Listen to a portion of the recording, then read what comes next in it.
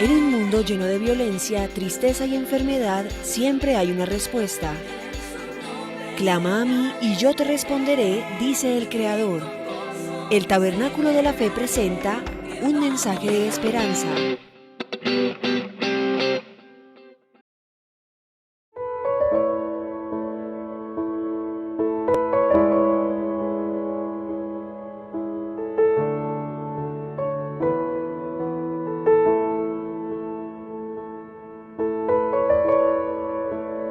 Bueno, mis amados hermanos, seguimos con alegría compartiendo Efesios, todo el libro de Efesios, la carta universal a los Efesios, que como he dicho, recuerden que es una carta haciendo la aplicación directa.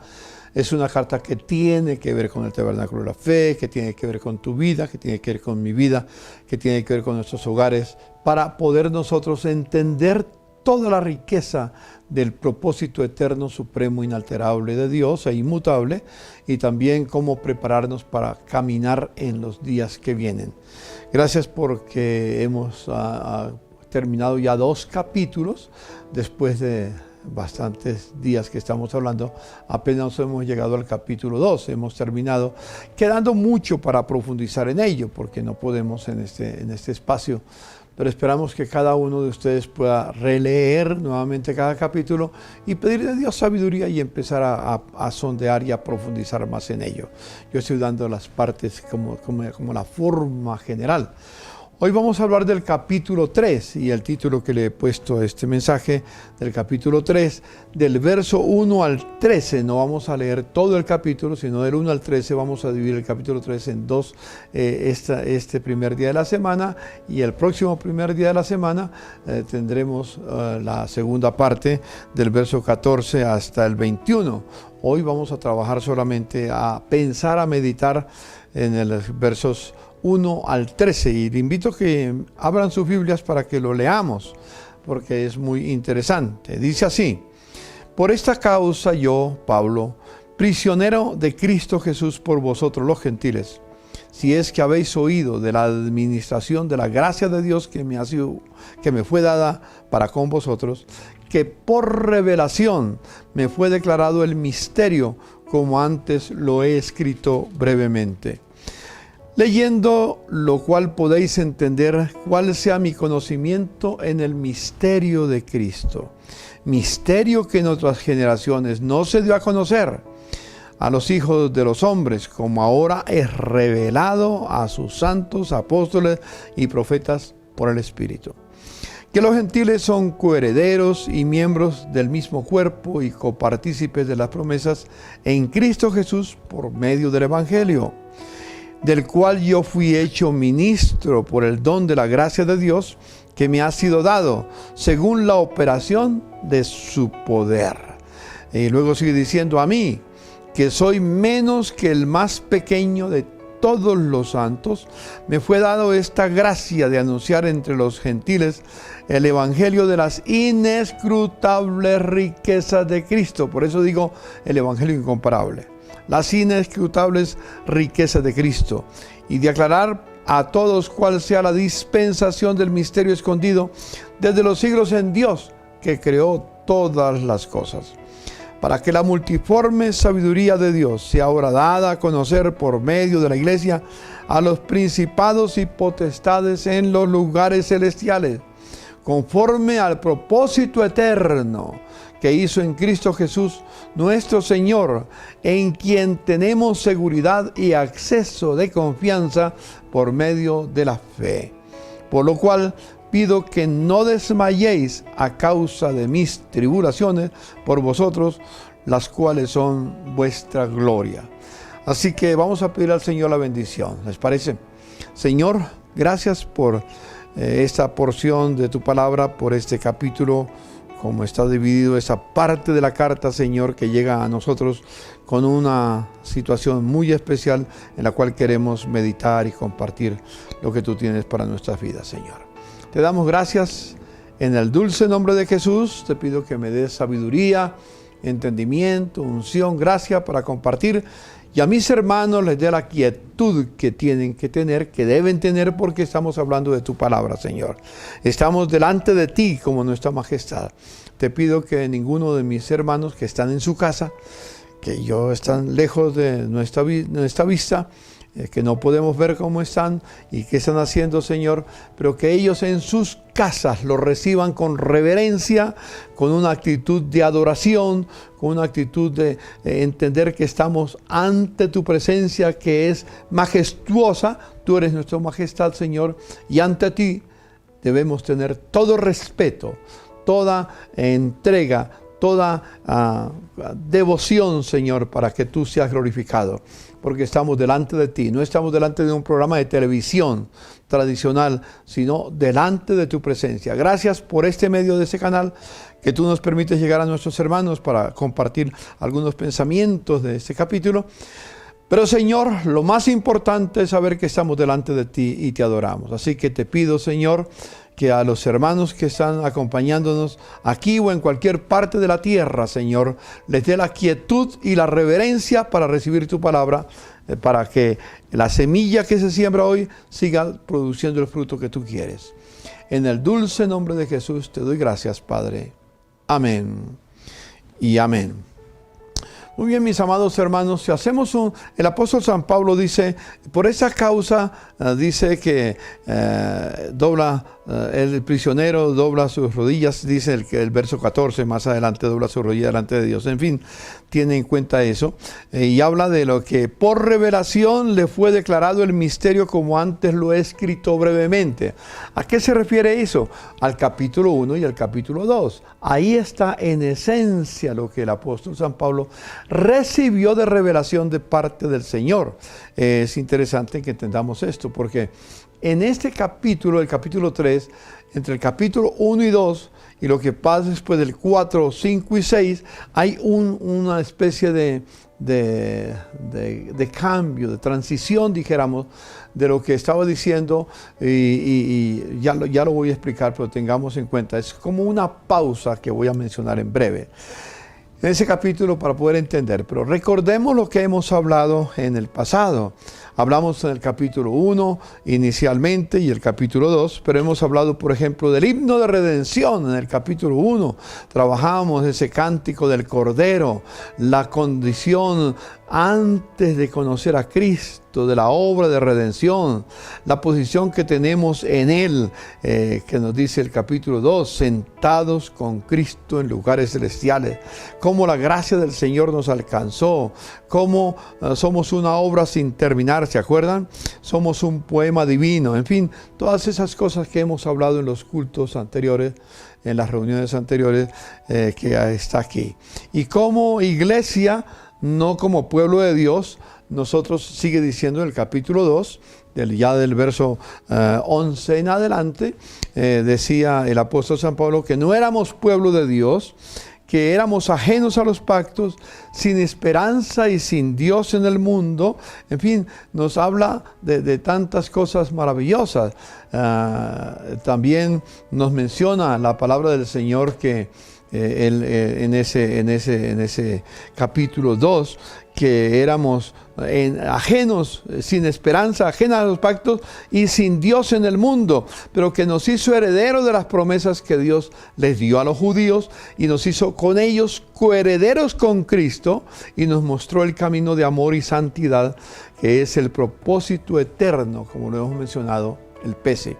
Así que haciendo eso es lo que él dice, lo que les he escrito brevemente. Realmente es tan profundo lo que el apóstol San Pablo menciona, que él mismo tiene que decir, es decir, ha sido como una pincelada que les hemos dado, que les he dado, que el Espíritu Santo me dio para darles a ustedes. Pero ahí está en esencia toda la riqueza del propósito supremo, eterno e inalterable de Dios. qué desafío tan grande para poder caminar en lo que el Señor tiene. Entonces, sigue en ese capítulo 3 y como dije antes, nos hace una especie de paréntesis, de un pare para reflexionar. Yo quisiera mencionar esto porque es importante que lo entendamos. El Evangelio tiene dos aspectos muy importantes que voy a tenerlos en cuenta para ustedes, pero miremos este aspecto del paréntesis que el apóstol Pablo hace. Es como algo para ilustrarlo, es como los salmos. Por ejemplo, en el Salmo capítulo 3 hay una situación que quiero leer para que ustedes lo entiendan un poco. Esos paréntesis quiere decir como un paréntesis para pararnos, detenernos y reflexionar en todo lo que ha sido dicho. Porque es fácil uno repetir y seguir y no parar para reflexionar en nada. No, Pablo hace una pausa, dijéramos, para reflexionar en lo que ha sido dado. Hay un ejemplo en los Salmos, por ejemplo, hay una palabra que se usa mucho en los Salmos, es Selah. Se usa en 71 oportunidades la palabra Selah. ¿Qué es la palabra Selah? Como dice el capítulo 3 de los Salmos, dice: oh Jehová, cuántos se han multiplicado mis adversarios, muchos son los que se levantaron contra mí, muchos son los que dicen de mí, no hay para él salvación en Dios. Y luego aparece la palabra Selah. ¿Qué quiere decir? Luego sigue diciendo, por ejemplo, más tú eres Jehová, escudo alrededor de mí, mi gloria y el que levanta mi cabeza. Con mi voz clamé a Jehová y él me respondió desde su monte santo, Selah. Y sigue diciendo, yo me acosté y dormí y desperté porque el Señor me sostuvo. Sigue hablando y termina diciendo, las salvaciones de Jehová sobre tu pueblo sea tu bendición, Selah. ¿Qué quiere decir el Salmo? Que en 71 oportunidades lo menciona en todo el libro de los Salmos. La palabra Selah.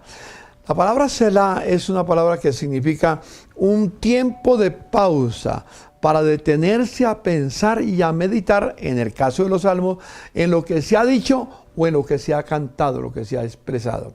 Es necesario detenernos un poco de tiempo para repasar, para qué fue lo que dije, qué fue lo que aprendí, qué fue lo que estudié, qué fue lo que expresé. Entonces hay una pausa como en la música, hay un silencio, no porque quiera hacer silencio, sino para que haya un tipo de inspiración.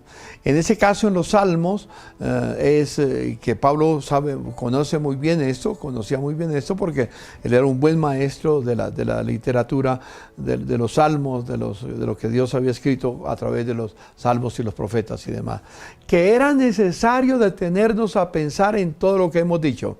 Hermanos, en otras palabras, si seguimos avanzando sin pensar, sin meditar en lo que fue dicho, hay una situación que vamos a acumular solamente conocimiento y no vamos a buscar cómo aplicarlo a nuestra vida. Por eso Pablo, tomando ese principio, entonces aquí nos habla hace un pare para que nosotros reflexionemos. Hace una mención general de todas las cosas que vamos a ver en este día, pero con una intención. Reflexionen sobre lo que les he escrito brevemente, dice el apóstol San Pablo. El evangelio que estamos mirando, que tenemos, tiene dos aspectos. El evangelio se manifiesta en dos formas. Uno es querigma. La palabra querigma del griego es la proclamación de la persona de Jesucristo, del hecho de Cristo, que nos habla de quién es Jesús directamente, lo que Él es, no lo que Él hizo ni lo que Él dijo, sino lo que Él es. Y habla de su encarnación, habla de su niñez, habla de su juventud, el tiempo que estuvo andando en la tierra, luego lo que compartió con la gente, después cuando fue a la cruz, habla de su resurrección, nos habla de su ascensión, de su mandamiento a los discípulos, su sentarse a la diestra del Padre, que está viviendo para interceder por nosotros y que un día Cristo volverá. Eso es querigma, es la proclamación del hecho de Cristo, lo que Él es. ¿sí?, lo que va a hacer. Pero también está la otra parte que se llama didaqué. La didaqué es la doctrina o la enseñanza de Jesús, y eso nos capacita para tiempos de tormenta. Por ejemplo, una cosa es lo que Él es, otra cosa es lo que Él dijo, lo que Él enseñó. Los dos son muy importantes, entonces se divide en querigma, lo que Él es, y didaqué, lo que Él enseñó, lo que Él pide, lo que Él espera de su pueblo. Es bueno que entendamos esta situación, porque a veces confundimos y no entendemos lo que está pasando. Por ejemplo, hablando del querigma, de la didaqué, perdón. Hablando de la didaqué, en el capítulo, lo que es el sermón de la montaña, lo que se llama el sermón del monte, no es proclamación, es solo didaqué, es lo que Él enseñó de lo que debíamos de vivir. Cuando Él enseñó todo el capítulo 5, 6, y cuando llega al final del capítulo 7, dice estas palabras, ¿recuerdan? El que oye mis palabras y las hace, le compararé a un hombre prudente que edificó su casa sobre la roca. Vinieron las lluvias, crecieron los ríos, vinieron los vientos, siguieron con ímpetu contra la casa, pero no cayó, porque estaba fundada sobre la roca. Pero el que oye mis palabras y no las hace, no las pone en cuenta, es un necio, es un terco, que es la traducción literal, es un tonto que oye la palabra, pero no la pone en práctica, la pasa por alto. Cuando vengan las lluvias, cuando crezcan los ríos, cuando vengan los vientos y golpeen contra su casa, es decir, cuando vengan las tribulaciones y los problemas y golpean contra su casa, la casa va a caer y queda en ruinas por linda que sea la casa. Entonces no basta con oír, que posiblemente nos acostumbramos a ser buenos oidores. ¿De qué sirve oír lo que Dios dice y no lo ponemos en práctica? Es tonto. Y la palabra realmente es mucho más fuerte, significa estúpido. El que oye la palabra de Dios y no la pone en cuenta, no la pone en práctica. Entonces tenemos que entender eso que viene, porque van a venir días de tormenta. Y lo que estamos enseñando, si no lo practicamos, si no lo vivimos, si no lo encarnamos, ¿de qué nos sirve? No nos prepara para nada. Hablando como un ejemplo en el caso de San Andrés, pues vino, en este momento tenemos un tiempo de emergencia y estamos pensando cómo ayudarles.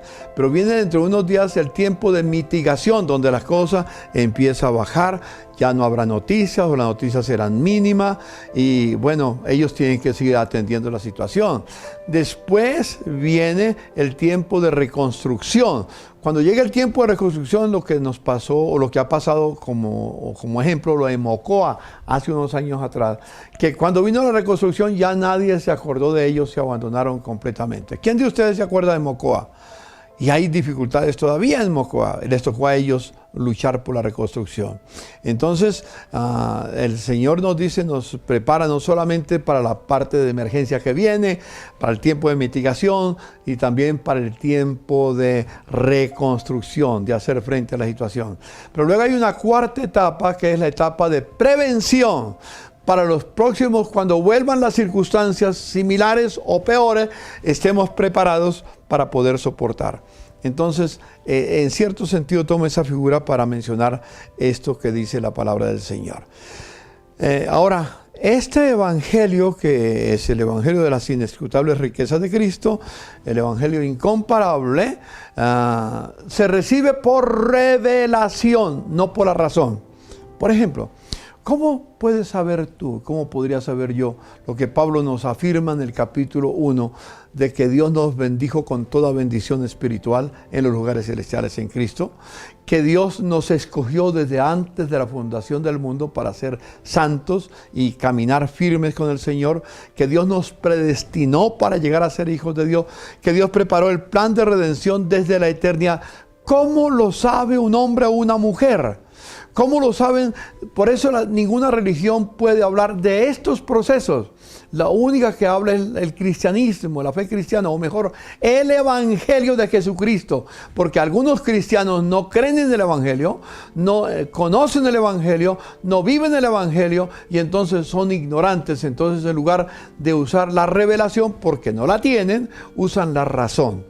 ¿Usted cree que por razón podemos penetrar en el corazón de Dios en la eternidad y poder adivinar o pensar o escudriñar lo que había en el corazón de Dios en la eternidad? Imposible completamente.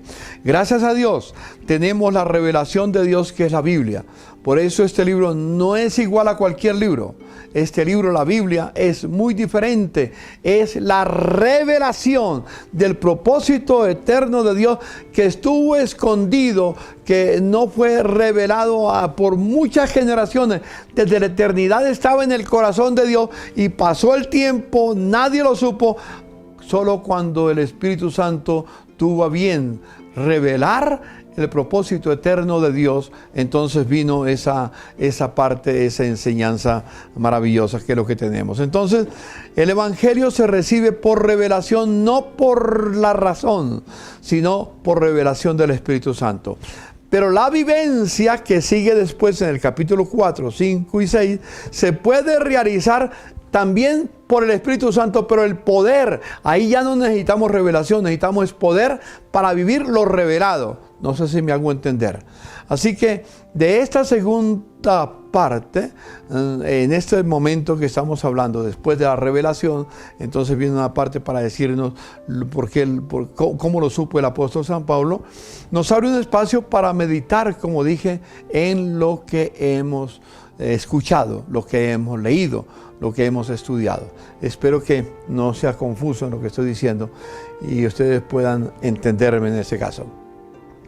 Yo dejé una tarea, por ejemplo, como parte de este ejercicio, que leyeran el Salmo 139, versos 23 y 24 y meditaran en él, porque esos versos 23 y 24 que nos dice el salmista David: escudriñame, oh Dios, y conoce mis pensamientos, y ve si hay en mí camino de perversidad, y guíame por el camino eterno. Es decir, cuando hemos recibido la palabra de Dios, tenemos que profundizar en nuestra vida y examinar nuestra vida a la luz de lo que Dios nos ha revelado. No sé cuántos de ustedes lo hicieron, pero si no lo hicieron, es tiempo de hacerlo. No solamente ahora, sino siempre. Cada que leemos la palabra de Dios, cada que escuchamos la palabra de Dios, cada que meditamos o que tenemos contacto con la palabra de Dios a través de algún medio, debemos de meditar, no acostumbrarnos a oír solamente y seguir como si no hubiera pasado nada, porque eso es como el que edifica su casa sobre la arena. Cuando vengan las dificultades, su casa va a caer y será grande su ruina. Entonces, hermanos, tengamos en cuenta este aspecto. En esta pausa que el apóstol San Pablo hace, nos revela en el capítulo 3, que estamos mirando, en el verso 1, dice: por esta causa, por esa causa, por lo que acabo de mencionar, yo, Pablo, dice, prisionero de Cristo Jesús, por el bien de ustedes. Es interesante notar el llamado que Dios le hizo a Pablo. Dios le hizo un llamado a Pablo con 3 propósitos. Primero, que fuera un mensajero de Cristo, un mensajero del Evangelio a los reyes, a los que estaban en eminencia, al pueblo. Es decir, un mensajero que proclamara el hecho de Cristo y proclamara también las enseñanzas de Cristo a todo mundo, a los gentiles, no importa el rango que tenía, incluyendo a los reyes, a los que estaban en eminencia. Lo segundo, escuche, Dios le hizo un llamado a Pablo. ¿Saben cuál fue el segundo llamado que le hizo cuando lo llamó allá en el capítulo 9 de los Hechos, camino a Damasco, cuando se le apareció Dios? Primero, que fuera a predicar el Evangelio a todos, incluyendo a los reyes. Segundo, para que supiera lo que tenía que sufrir por causa de predicar el Evangelio. Dios nos llama para ser mensajeros suyos, y dentro de ser mensajeros, prepararnos si tenemos que sufrir. Sufrimos. ¿Estás preparado por si tienes que sufrir? Porque uno quiere escuchar el Evangelio para que le vaya bien, para que todo sea progresado. Pero ¿quién de ustedes piensa en que parte de la proclamación del Evangelio es estar dispuesto a sufrir por las personas que no nos quieren, que no nos aman y que rechazan el Evangelio? Estamos a puertas de volver a sufrir muchas cosas que hemos vivido en la tierra en este momento. Muchos lugares de la tierra los cristianos están sufriendo, están siendo perseguidos, están siendo quemados vivos, muchos están siendo llevados a la cárcel, otros han perdido sus propiedades, otros han sido echados fuera. En fin, hay una persecución en otras partes de la tierra, especialmente en Asia Menor, en África, en otros lugares de la tierra hay muchas dificultades que se está viviendo. Y no estamos ausentes. Yo lo viví en los años 50, especialmente después de los años 60, cuando conocí el mensaje de Cristo. Sufrimos la persecución en nuestro país, que muchos de ustedes no tienen idea. Aquí no ha sido el Evangelio un camino de rosas sin espinas. Rosas sí, pero con espinas abundantes. Sufrimos mucho. Gracias a Dios nos ha dado el Señor un tiempo de receso, de calma, y hoy estamos tranquilos, pero dio la sensación que a cualquier momento se reactiva la persecución en Colombia a los cristianos, en América Latina y en otras partes de la tierra. Bueno, ya lo mencioné hace 8 días, lo que se llama el nuevo pacto social y lo que se llama también el nuevo orden mundial que establecerá ese pacto social en la tierra, todo lo que implica. Así que el compartir con esto es para que reflexionemos lo que viene en el camino, ¿no es cierto? Por ejemplo, antes de hablar de esta palabra que dice, yo Pablo, prisionero de Cristo Jesús, antes de hablar de eso, el apóstol Pablo usa algunas palabras muy especiales que lo identifican a él en relación con Jesucristo. Por ejemplo, usa la palabra siervo. Pablo, muchas de las epístolas, cuando comienza, dice, Pablo, siervo de Jesucristo. Pablo y Timoteo, siervo de Jesucristo. Y esa palabra siervo, que hoy no tiene la connotación de lo que tenía cuando se escribió, es la palabra doulos. Y la palabra doulos significa un esclavo que no tiene ningún derecho y tiene que vivir solo para agradar a su maestro nada más, o para hacer la voluntad de su maestro. En tiempos anteriores, eso se entendía. Por ejemplo, cuando dice Filipenses capítulo 2, verso 7, que estando Jesús en la condición de hombre se hizo siervo, se hizo esclavo. Es la misma palabra que se utiliza. Había 3 tipos de siervos en ese tiempo, hace años. Siervos por obligación, es decir, o esclavos por obligación, eran aquellos que habían sido vencidos en la guerra y habían sido tomados prisioneros y quedaban esclavos de por vida completamente. No había ninguna forma de ser liberados, o que habían nacido como esclavos y entonces seguían siendo en ese lugar, en esa forma esclavos. Hoy no se conoce eso, pero es bueno que lo pensemos. La vida de esclavo por obligación era terrible. La segunda forma de esclavos que se encuentra en la Escritura era esclavos por necesidad. Digamos, una persona como un judío había fracasado en sus negocios, había fracasado en su cosecha, por alguna circunstancia no había prosperado y quedaba en la ruina, como por ejemplo en San Andrés ahorita.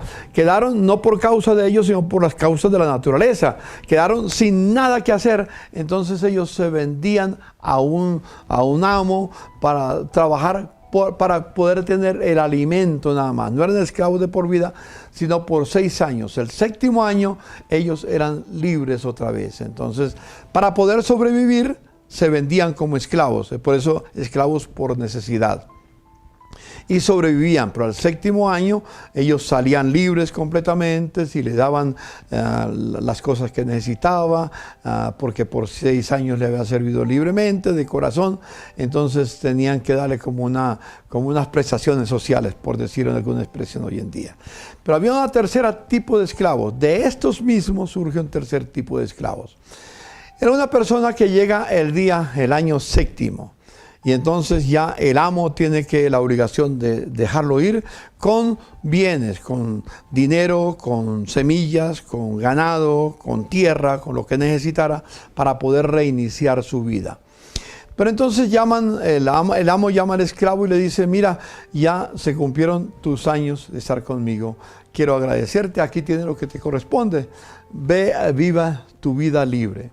Entonces el esclavo miraba al amo y le decía, mira, estos 6 años que he estado contigo, he aprendido varias cosas. Primero, que no me ha faltado nada.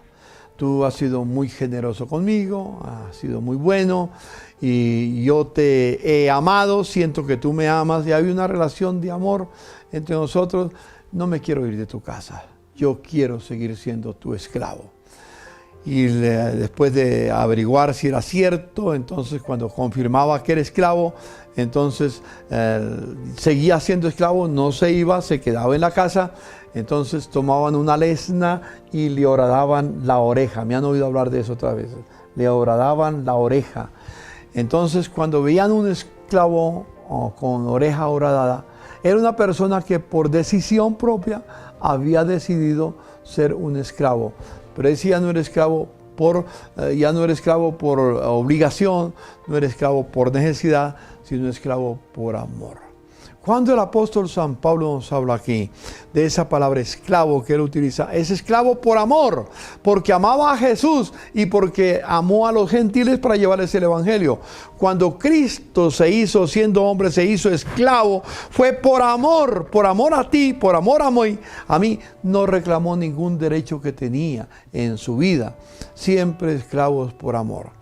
Pablo simplemente dice, yo soy esclavo de Jesucristo, soy esclavo por amor. Si ustedes quieren profundizar en ese tema, pueden leer en Deuteronomio capítulo 15, especialmente del verso 12 en adelante. Y al final van a encontrar a ese siervo que le horadaban la oreja. Eso se llama esclavo por amor. Aquí usa otra palabra, no esclavo, sino prisionero. Prisionero. No prisionero por causa de César o por causa de Jesús, no por causa de Jesús, sino prisionero de Cristo. Escúcheme, muy diferente, no por causa de Cristo, sino por causa, o prisionero de Cristo Jesús. ¿Qué quiere decir? ¿Por qué no dice por causa de Cristo? Porque uno lo puede llevar a la cárcel porque le han dicho que si eres cristiano tiene que renunciar a ello y uno no renuncia, entonces por causa de su fe lo llevan prisionero. Jesús no está hablando aquí que él era prisionero por causa de, sino dice era prisionero de Cristo Jesús. ¿Qué quiere decir? El apóstol Pablo toma una figura de lo que él está viviendo. Él está en la cárcel en este momento. Esa carta la escribe desde Roma y está prisionero allá. Y los prisioneros en ese tiempo estaban atados cuando salían, atados ahí iba un grupo de soldados que lo protegían para que no se escapara. Y estaba con cadenas atado a otro soldado. Así que no se podía escapar, no se podía ir. Si intentaba, estaba perdido. Entonces iba caminando por cualquier parte donde iba, atado al soldado que lo llevaba prisionero. Jesús, cuando se presentó ante Pablo, tuvo una figura y que Pablo la toma su analogía en lo que está viviendo, diciendo que él también está atado, no de un soldado romano, sino atado de Cristo. Y como está atado de Cristo, él no se puede escapar y tampoco quiere escaparse. Así que él será siervo de Jesucristo, prisionero de Cristo Jesús, por amor a Cristo y por amor a los gentiles, por amor a ti y por amor a mí. Él se hizo prisionero de Cristo para hacer todo lo que Cristo le mandara que hiciera. Eso tiene una connotación muy diferente.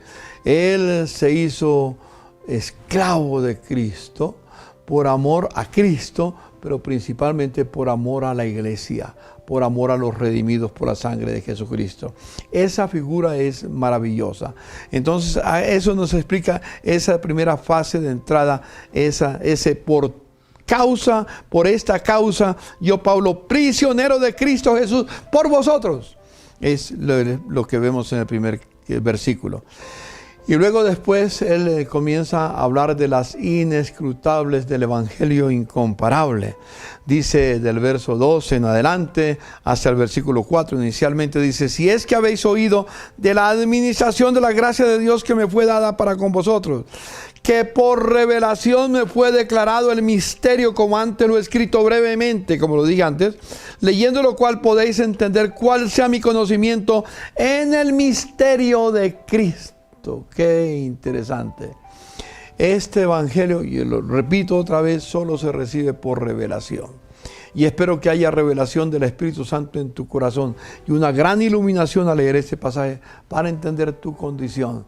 ¿Te sientes prisionero de Cristo? Yo me siento prisionero de Cristo, prisionero por amor. Yo decidí amar a Cristo con todo mi corazón y vivir para hacer su voluntad.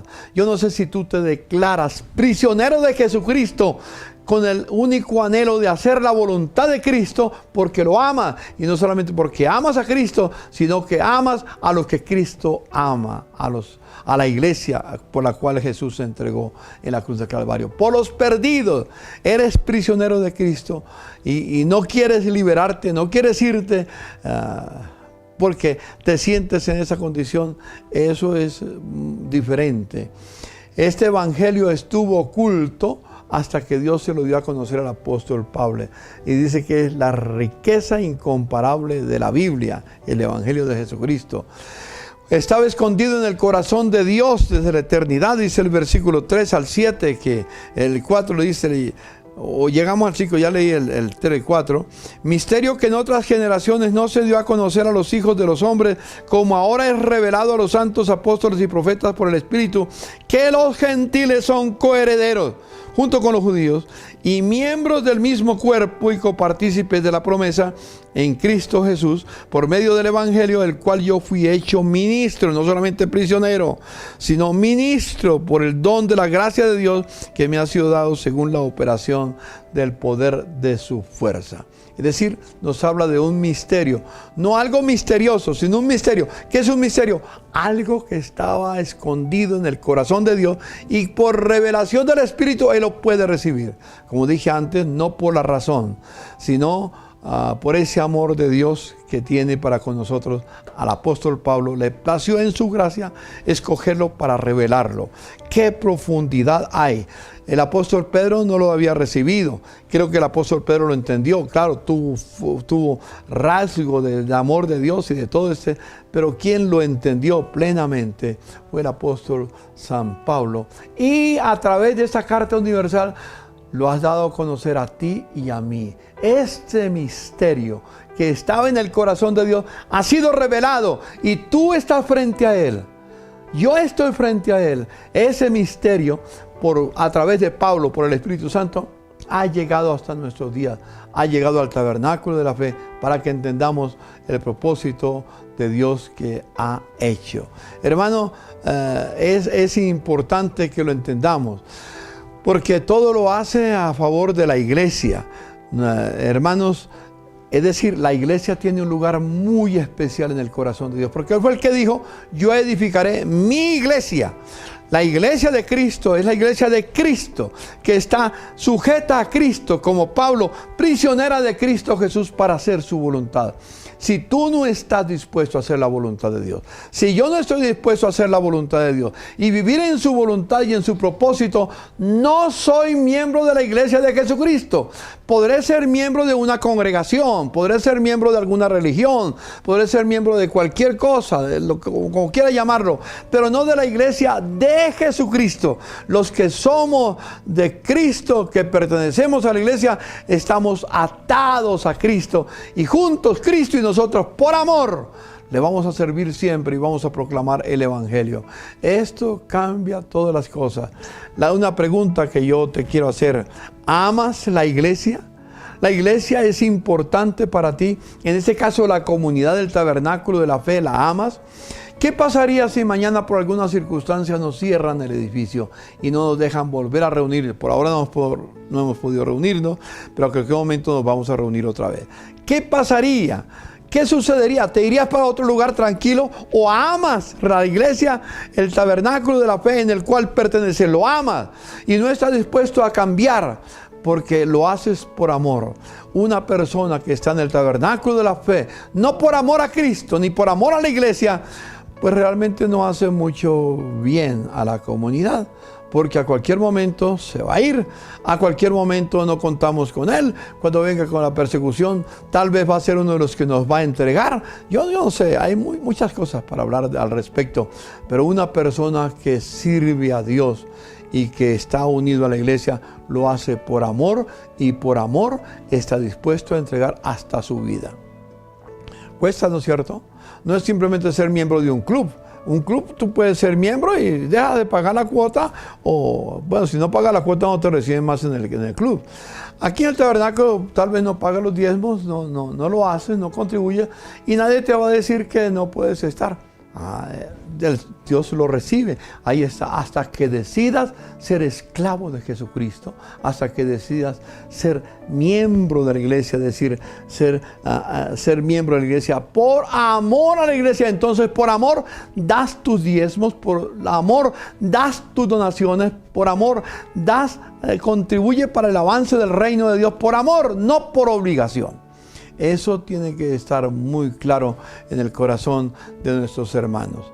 Hermanos míos, yo quiero decirles que esta separación que tenemos física es temporal.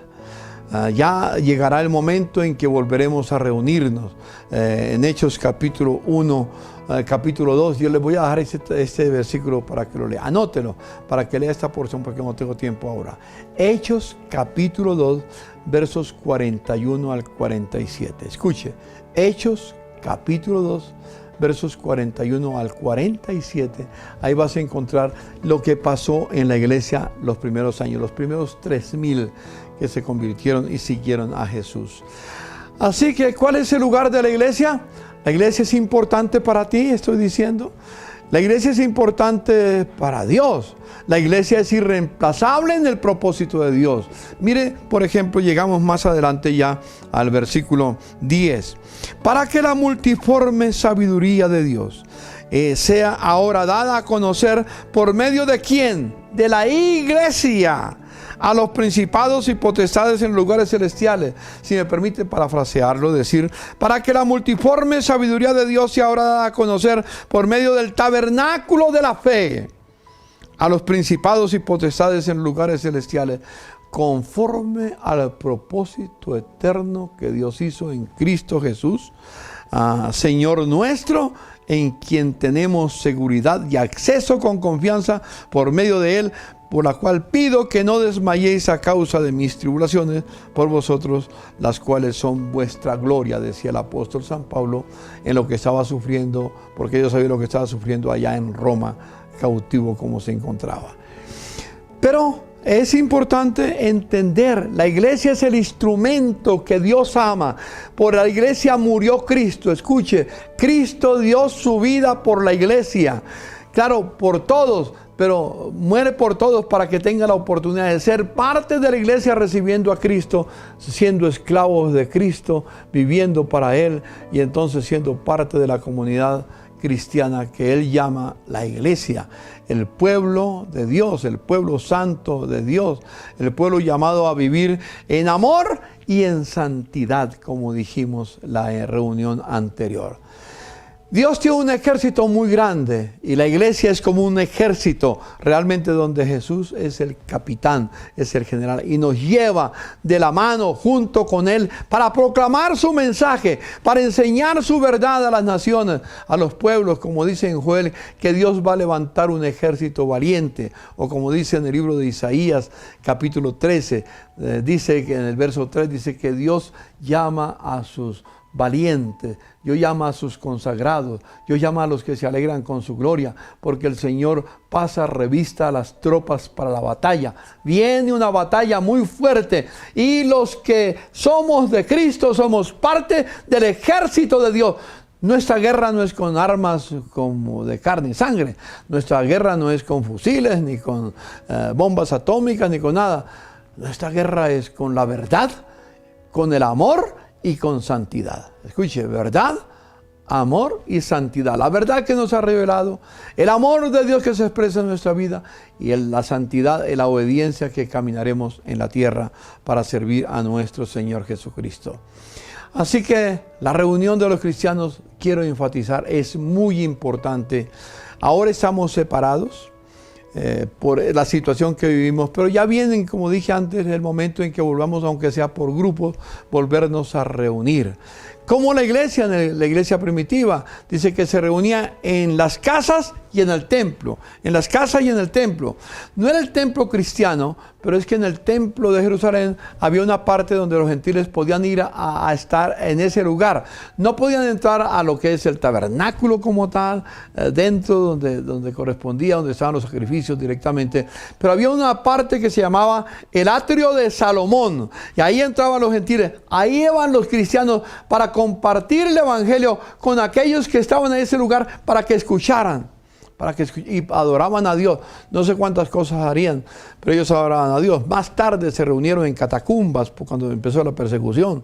Pero eran lugares de adoración, el lugar donde se reunían los hermanos para adorar al Señor. Cuando nos reunamos nuevamente estaremos cara a cara para adorar a nuestra majestad, para honrarlo, para exaltarlo, para glorificarle. Yo anhelo ese momento en que volvamos con nueva intención, con nueva claridad, no para cumplir un rito religioso, una costumbre religiosa, sino con todo el corazón, y que mis hermanos puedan decir, como se decía hace años, yo me alegré con los que decían, a la casa del Señor iremos, estaremos alegres. Que no sea una obligación, sino que vamos porque amamos a Jesús, porque amamos a nuestros hermanos, y juntos vamos a levantar nuestra voz y vamos a abrir nuestros oídos y vamos a disponer nuestro corazón para poder exaltar al Señor, recibir su palabra y vivirla como Él quiere. Hermanos míos, por eso el escritor de la carta a los Hebreos decía, no dejando de congregarse como muchos tienen por costumbre.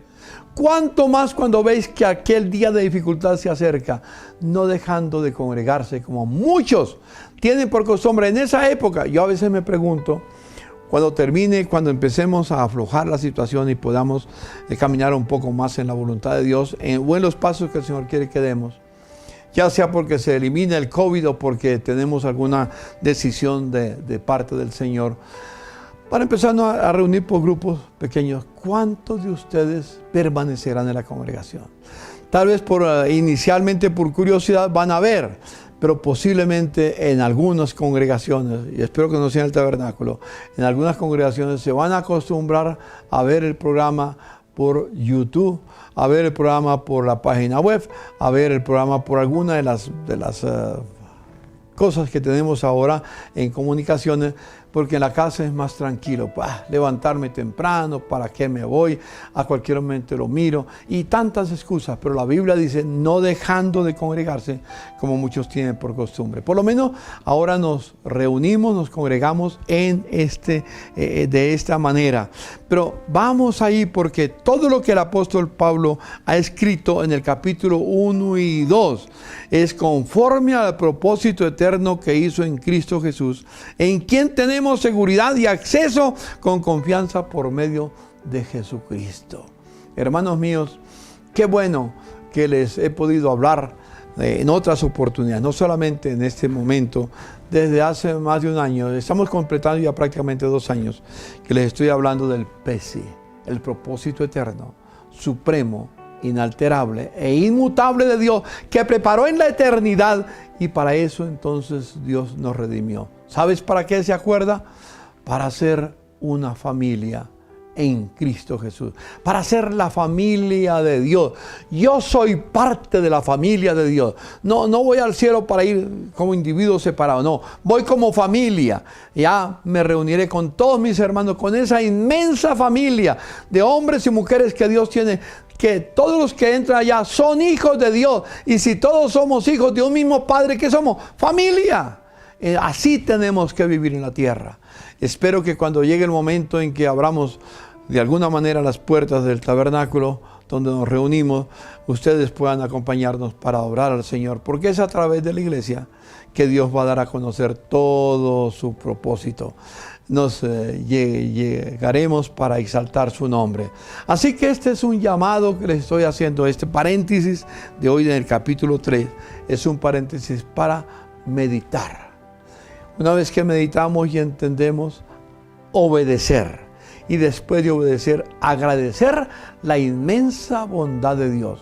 Nuestra majestad nos ha revelado su propósito eterno, supremo, inalterable e inmutable. Ser miembros de su familia. Pidamos al Señor que podamos volver a estar juntos.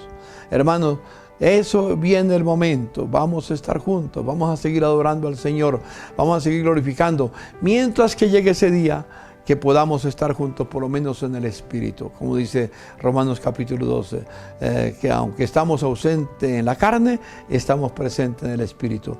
Yo siento la presencia de cada uno de mis hermanos, cada uno de ustedes, la siento en este momento y espero que usted sienta la presencia de los hermanos.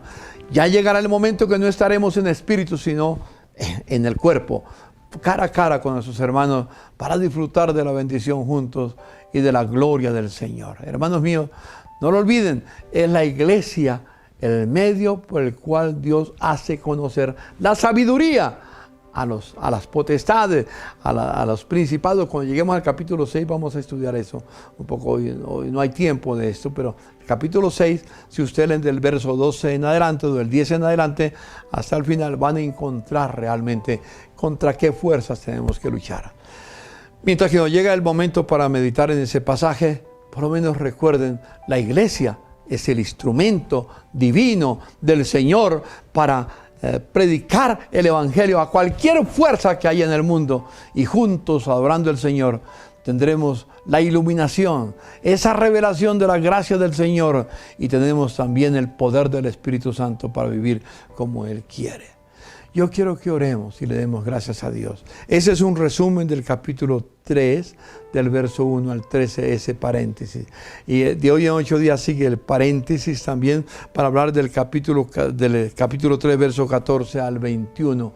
Ese paréntesis largo, pero hermosísimo, hermanos, para que podamos meditar, podamos obedecer y podamos agradecer a nuestro Señor, darle siempre gracias a Dios por su propósito eterno, supremo, inalterable e inmutable, ser miembros de su familia. ¡Qué bueno! Dios no quiso simplemente llevar individuos al cielo, nada más. No quiso tener una familia de muchos hijos y todos los hijos transformados a la imagen de Jesús. Oremos. Señor, te doy infinitas gracias por este momento que pude compartir con mis hermanos, Señor. Yo te pido, Señor mío, sé que no he tenido las palabras completas para decir a mis hermanos, pero donde yo he fallado en comunicarlo, tu Espíritu Santo, Señor, haya estado comunicándolo al corazón de ellos, para que entendamos toda tu sabiduría, toda tu gracia, para que entendamos el misterio que estuvo escondido por los siglos de los hombres, pero estaba en tu corazón, y un día tú quisiste revelarlo a través de Pablo, y hoy a través de Pablo llega a nuestras vidas. Gracias por revelarnos el misterio incomparable de tu gracia y de tu amor, la riqueza incomparable del Evangelio de Jesucristo. A ti sea la gloria por los siglos de los siglos. Amén y amén.